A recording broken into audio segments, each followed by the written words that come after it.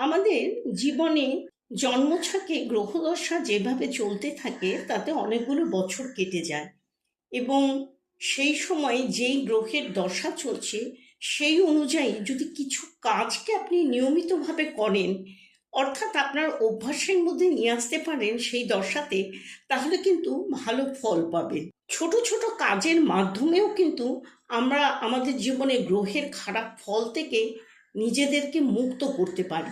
সূর্যের দশাতে প্রতিদিন মন্দির যাওয়া অভ্যাস করুন। চন্দ্রের দশাতে যেখানে বেড়াতে যাবেন আনন্দ উপভোগ করুন আর অনুভব করুন। মঙ্গলের দশাতে যোগাভ্যাস করুন, জিমে যান এবং বডি ফিটনেসের ব্যাপারে সতর্ক থাকুন বা অভ্যাস করুন। বুধের দশাতে কিছু না কিছু পড়ার অভ্যাস করুন, বই, গল্প, উপন্যাস, যা ইচ্ছে। বৃহস্পতির দশাতে যে কোনো ধার্মিক কাজে যথাসম্ভব সহযোগিতা করুন।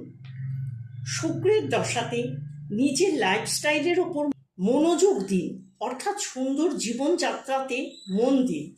শনির দশাতে টাইম ম্যানেজমেন্টের ওপর কোনো বই পড়ুন বা কোর্স করুন বা নিজেকে একটা অনুশাসনের মধ্যে রাখুন। রাহু, কোনো না কোনো টেকনিক্যাল জ্ঞান অর্জন করুন, নেশা পরিত্যাগ করুন। কেতুর মহাদশা বা দশাতে মেডিটেশন করুন বা গূঢ় বিজ্ঞান অর্থাৎ গুপ্ত বিদ্যাকে জানার জন্য পড়াশোনা শুরু করুন। কাজগুলো করুন যার যেই দশা চলছে সেই অনুযায়ী, দেখবেন জীবনে বিশাল একটা পরিবর্তন লক্ষ্য করতে পারবেন।